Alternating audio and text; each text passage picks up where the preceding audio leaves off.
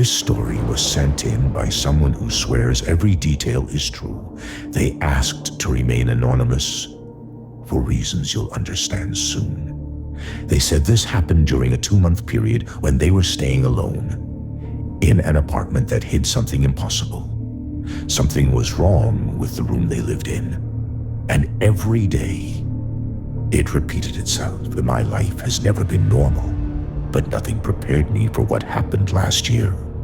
For 2 months straight, every morning I woke up in the same room, the exact same way, as if the previous day never happened. At first, I thought it was sleepwalking. Then I thought it was stress. But after the first week, when I realized I was trapped in a loop, I knew something else was going on, something far darker. I'll start from the beginning. I had moved into a temporary apartment because of a contract job. It wasn't anything special. Small, dim, always smelling a bit like wet wood and old air conditioning. The landlord barely spoke, just took the deposit, handed me the keys, and muttered one thing: keep the bedroom door closed at night. I laughed at the time, assuming it was some old superstition, but I would later find out it wasn't a warning. It was a desperate plea. My first night was quiet. I slept on a small bed that creaked every time I breathed. But when I woke up the next morning, something felt strange. I opened my eyes and my phone alarm was ringing. Not unusual, but the alarm sound wasn't mine. Someone had changed it. I brushed it off. Maybe I did it accidentally, but then I noticed something else. My phone was on the floor. I never sleep with my phone on the floor. It's always beside my pillow. I didn't think too much of it. I picked it up and went on with my day. Nothing weird happened again until the next morning. The second morning was identical. The same unfamiliar alarm. The same exact position of my phone on the floor. The same blink of sunlight coming through the curtains. The same slight chill in the room. Everything felt too familiar. Not like deja vu. More like a perfect copy-paste. I tried to recreate the previous day in my head, thinking maybe I was just being dramatic, but something was undeniable. The room was exactly the same as the previous day, down to the creases in my blanket. That shouldn't be possible. On the third morning, something new happened. I woke up, and the alarm didn't ring at all. Instead, I heard whispering from inside the bedroom.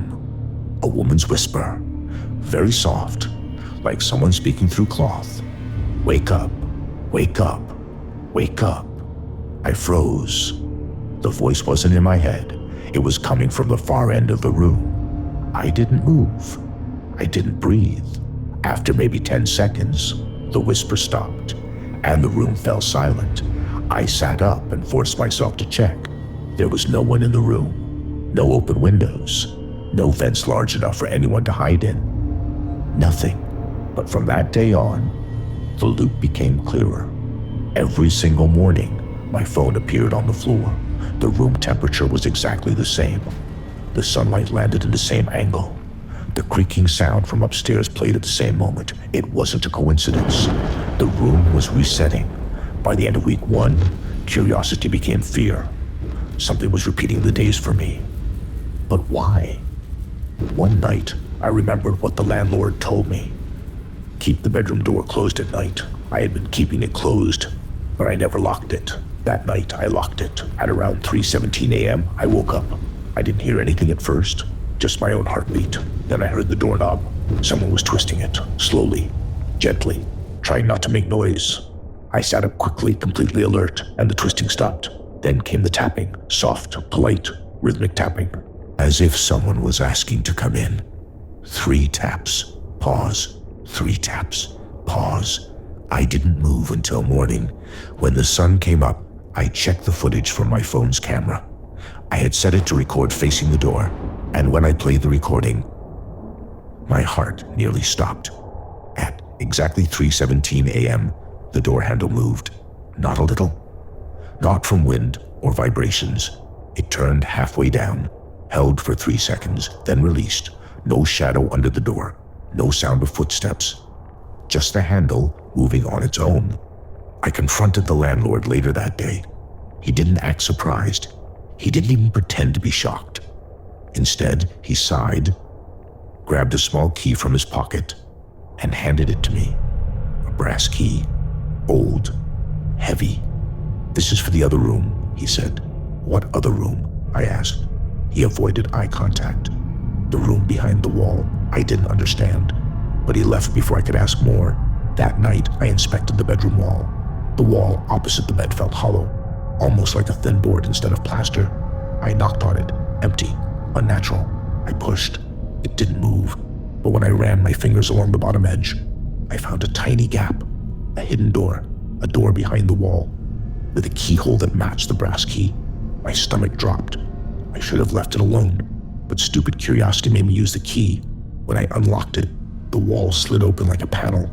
Behind it was a small pitch-dark room. No furniture. No windows.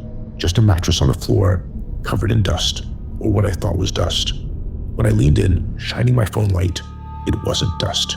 It was ash. Human ash. I closed the panel immediately, but now the loop got worse. Before opening that hidden door, everything reset perfectly, but after, the reset started glitching. One morning, I woke up and found the mattress rotated 90 degrees. Another morning, the curtains were gone. Once, there were muddy footprints on the floor that led straight to the hidden wall. By week 2, the voice returned. Stronger. "Wake up, wake up. Don't look behind you." One morning, I woke up facing the wall. My nose was inches away from the hidden panel. I was lying on the cold floor instead of the mattress. The room wasn't just repeating. Someone was rearranging it. To see if I was imagining everything, I started leaving notes around the room. One note under my pillow. One behind the curtain. One taped under the bed. Each note said, "If you find this tomorrow, the loop is real." The next morning, none of the notes were there. Instead, all 3 notes were placed neatly together on the center of the bed, and someone had written on the back of each one, "You're not supposed to remember." The handwriting wasn't mine. Then, sharp, almost shaky, I threw up in the bathroom. Whatever was resetting the room knew what I was doing, and it didn't like it. It happened on day 31. I woke up earlier than usual, before the alarm, before the whispering. For the first time, I woke up in darkness. My phone wasn't on the floor. It wasn't in the room at all. My bed was gone. The curtains gone. The floor was cold concrete. And the smell, that horrible smell, it was the smell of the hidden room. Ash and something else. Something rotten. I wasn't in my bedroom anymore. I was in the room behind the wall. The hidden room. Someone had moved me there. The door panel was shut tight.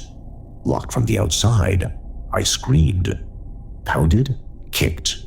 Begged. Nothing happened. Then I heard it. Breathing. Slow. Heavy. Right behind me. I didn't want to turn around. But the breathing got closer. And closer. And closer. Finally, something touched the back of my neck. Cold fingers. I turned. And I saw her. The woman whose whisper I'd been hearing. Face pale. Eyes sunken. Lips cracked and shredded as if chewed. She opened her mouth. But instead of speaking, she screamed. Not a normal scream. Not a scream from a living throat. A sound like tearing metal mixed with air escaping a collapsing lung. I blacked out. I woke up back in the bed. Sunlight. My phone on the floor. Everything back to normal. But something was different. I remembered everything, and this time, the loop didn't erase it. I grabbed my bag, ran out, and never returned. But before I left, I saw something near the doorway. A note. In the same handwriting as before. You left the room. She can't reset with you gone, but she can follow. I didn't look back. I didn't go to the landlord. I didn't collect my deposit. I just left. It's been months. I'm living in a new city now. A new apartment. Bright. Modern. Clean. Nothing like that place. But every morning, I wake up to the sound of a soft whisper. At first, I tried to convince myself it was old trauma, but the whisper is getting louder, clearer. Last night, she said something new. You shouldn't have opened the door. And this morning, my phone was on the floor again. The same way.